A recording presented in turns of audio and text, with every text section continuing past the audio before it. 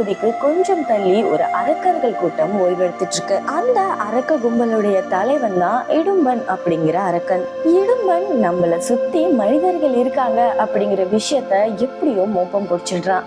இவனுக்கு ஒரு தங்கையும் இருக்கா, அவளுடைய பேரு தான் இடும்பி. அதனால இடும்பன் தன்னோட தங்கையான இடும்பிய கூப்பிட்டு ஒரு விஷயத்த சொல்றான்.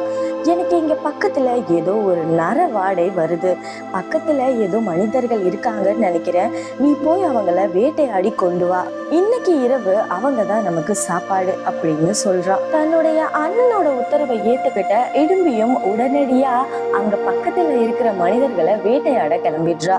இடும்பி தன்னோட அரக்க சக்திகளை வச்சு வானத்துல பறந்துகிட்டே மனிதர்களை தேட ஆரம்பிக்க. அப்போ அந்த காட்டுல ஒரு பகுதியில 5 பேர் ஓய்வு எடுத்துட்டு இருக்கிறதையும் பீமன் உட்கார்ந்து காவல் காத்துட்டு இருக்கிறதையும் இவ பாத்துடுறா. உடனடியா அந்த இடத்துக்கு போன இடும்பி பீமனை பாக்குறா.